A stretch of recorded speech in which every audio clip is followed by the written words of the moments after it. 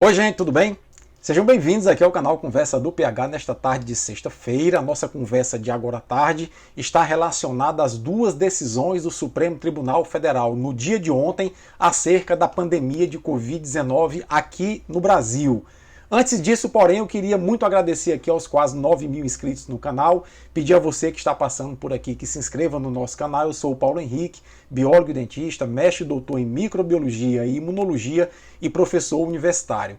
E nesse vídeo de agora à tarde, eu vou tentar fazer duas coisas. A primeira, eu vou recapitular com vocês rapidamente a resposta imune à Covid-19 como pano de fundo para compreendermos as decisões do Supremo Tribunal Federal no dia de ontem em relação à pandemia aqui no Brasil. E sem mais delongas, eu vou começar conversando com vocês a respeito dos mecanismos de atuação do coronavírus e da resposta imunológica que a gente desenvolve em relação a esse vírus. Eu vou até afastar aqui um pouquinho, porque nesse canto eu vou utilizar para colocar algumas imagens para vocês.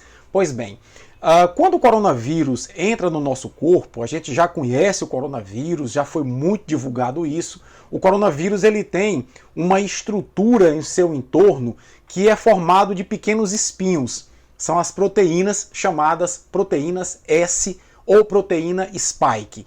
É com essa proteína que o coronavírus meio que utiliza na forma de uma chave para reconhecer uma outra proteína que tem na superfície das nossas células, chamada proteína ECA2 ou ACE2. Na verdade, é uma enzima conversora de angiotensina que nós temos na membrana de nossas células. E a proteína S do coronavírus reconhece perfeitamente essa enzima da superfície das nossas células e a utiliza para invadir as nossas células. Nunca é demais lembrar que os vírus são parasitas intracelulares, eles só conseguem se multiplicar dentro de células hospedeiras, porque eles usam o maquinário da célula hospedeira para se multiplicar.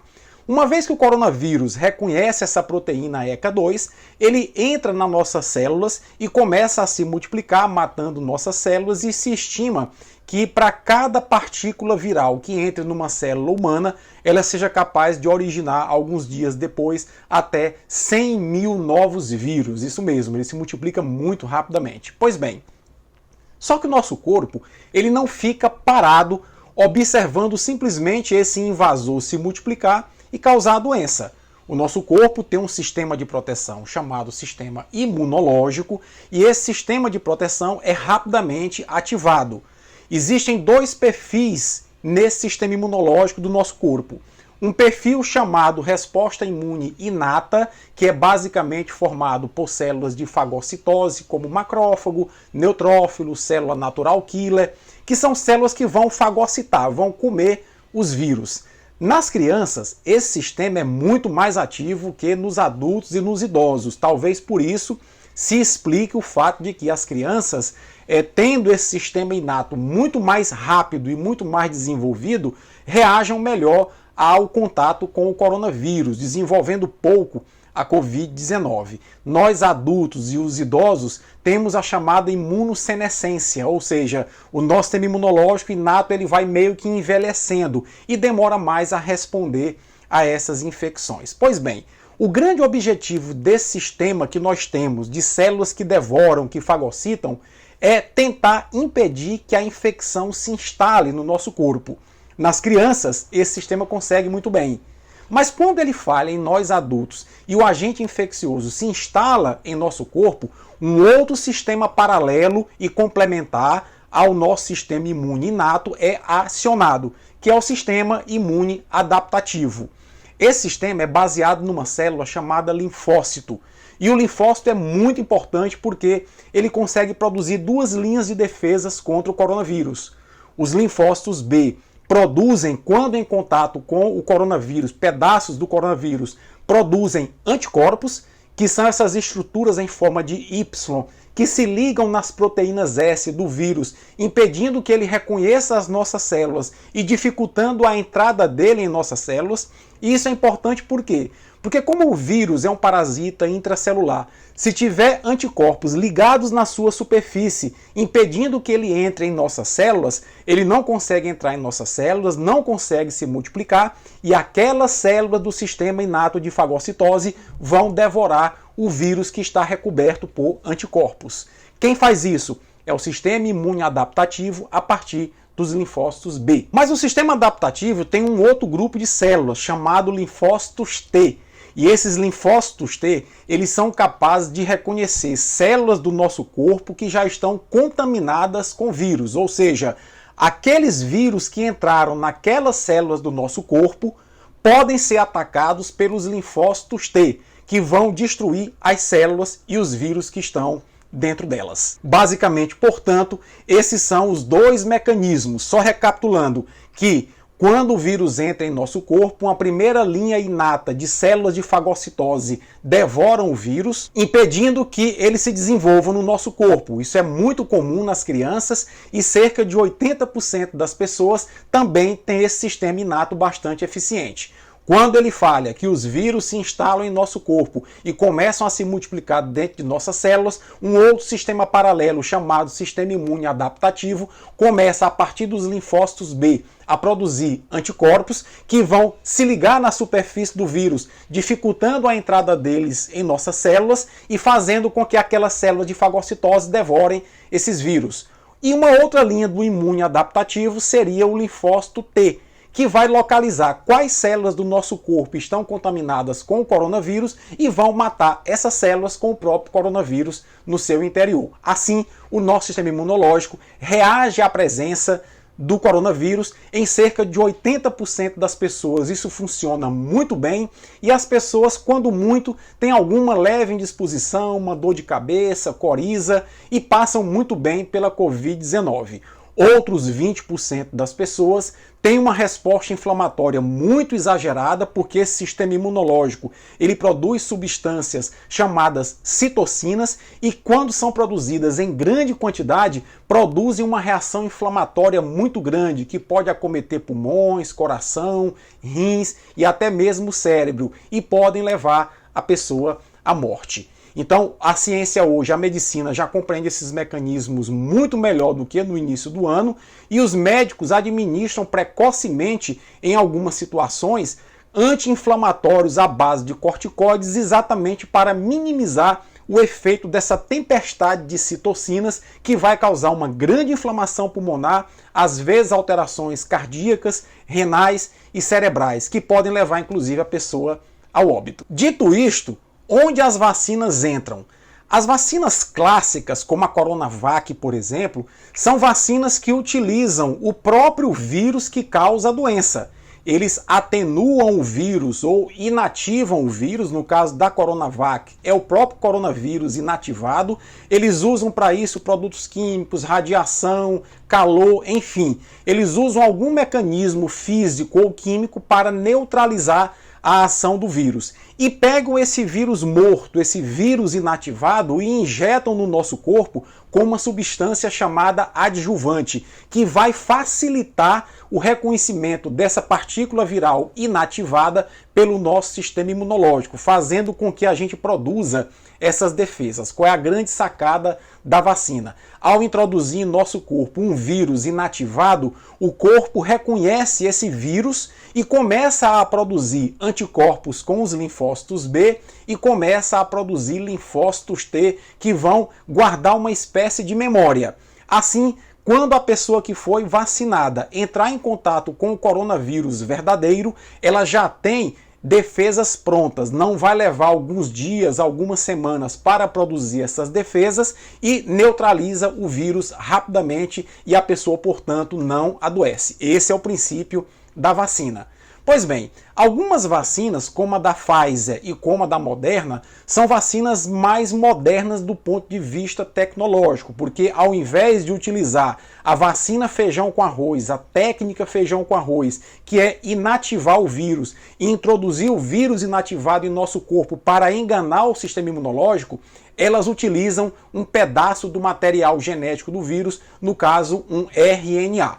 Pois bem, o vírus ele tem um material genético que é um RNA e esse RNA do vírus ele é bem longo. Ele contém todos os códigos para que o vírus possa utilizar o maquinário da célula e possa produzir cópias de si mesmo. Então, quando o vírus entra, ele começa a utilizar o maquinário da célula a partir do código do seu RNA para produzir cópias de si mesmo e se multiplicar. Então o que a vacina da Pfizer e da Moderna fazem é o seguinte: eles tiram um pedaço do RNA do vírus que tem o código para produzir a proteína S ou proteína spike, pegam esse pedaço do RNA, que não é o material genético completo do vírus, é apenas o código responsável pela produção da proteína spike, e colocam dentro de uma gotinha de lipídio, uma gotinha de gordura, e introduzem no corpo da pessoa. Esse RNA vai então para dentro das células do nosso corpo, fica no citoplasma, não vai para o núcleo, porque é no citoplasma que está o retículo endoplasmático rugoso, e esse pedacinho de RNA vai se ligar no retículo rugoso e vai começar a estimular a produção de proteína S ou proteína spike do coronavírus. Nossas células, portanto, com a vacina da Pfizer e da Moderna, começa a produzir grande quantidade de proteína S. E o nosso sistema imunológico reconhece essas proteínas S e começa a produzir, a partir dos linfócitos B, anticorpos, e começa a produzir linfócitos T para destruir células infectadas pelo coronavírus. Ou seja, na verdade o que a vacina da Pfizer e da Moderna fazem é enganar o nosso sistema imunológico, que ao reconhecer as proteínas S que estão sendo produzidas por nossas células a partir do segmento de RNA do vírus, começam a produzir defesas contra o próprio vírus. As pessoas vacinadas, mais uma vez, quando entrarem em contato com o vírus verdadeiro, irão ter defesas já prontas e irão rapidamente reagir ao coronavírus. Dessa forma, não irão adoecer. Esse é o princípio da vacina da Pfizer e da Moderna. E aí, gente, começou a aparecer um monte de vídeo que eu recebo, inclusive aqui pelo WhatsApp, com gente que se diz especialista na área, pregando informações equivocadas, dizendo que a vacina da Pfizer e a vacina da Moderna estão introduzindo o material genético do vírus em nosso corpo. Primeiro erro, não estão introduzindo o material genético, estão introduzindo uma parte do material genético do vírus. E que esses materiais genéticos que estão sendo introduzidos em nosso corpo vão causar alterações, mutações em nosso DNA e serão passadas aos nossos descendentes. Outra mentira, esse pedaço do material genético do coronavírus, da vacina da Pfizer e da Moderna que são introduzidos em nosso corpo, ficam apenas no citoplasma de nossas células. E algum tempo depois, esse RNA mensageiro é degradado e desaparece do nosso corpo, restando apenas as proteínas S, as proteínas spike do coronavírus, que ficam estimulando o nosso sistema imunológico. Esse material genético, esse pedaço de material genético do coronavírus, da vacina da Pfizer e da Moderna, que é um pedaço de RNA mensageiro, não vai para o núcleo das nossas células, não causa alteração no nosso DNA, tampouco não passa para os nossos descendentes. Tudo isso é mentira, tudo isso é fake news, é balela para amedrontar as pessoas e afastar as pessoas da vacina. São, portanto, procedimentos diferentes da Coronavac e da vacina da Pfizer, mas são procedimentos que objetivam a mesma coisa: enganar o nosso sistema imunológico, treinar o nosso sistema imunológico para produzir anticorpos e produzir células T de memória, para que quando a gente entre em contato com o coronavírus, nós já tenhamos defesas prontas, rapidamente vamos reagir ao coronavírus e não iremos adoecer. Dito isso, ontem o Supremo Tribunal tomou duas decisões muito importantes, pena que o único voto contra foi do ministro do Supremo aqui do Piauí, infelizmente. Então, por 10-1, o Supremo Tribunal Federal reconheceu que, se a Anvisa, quando do pedido de qualquer farmacêutica para registrar vacina em território nacional, demorar, diante da urgência, mais de 72 horas para emitir um parecer, e se essa vacina que a farmacêutica internacional pediu registro no Brasil já tiver registro para uso emergencial ou registro definitivo em qualquer das 4 grandes agências internacionais, ou seja, o FDA, a agência europeia, a agência chinesa e a agência japonesa, os estados e municípios poderão estar autorizados a adquirir essas vacinas e administrar em sua população. O Supremo Tribunal acertou em cheio. Por quê, gente? Ora, Essas agências reguladoras internacionais, eu vou citar aqui só o FDA norte-americano, é extremamente rigoroso.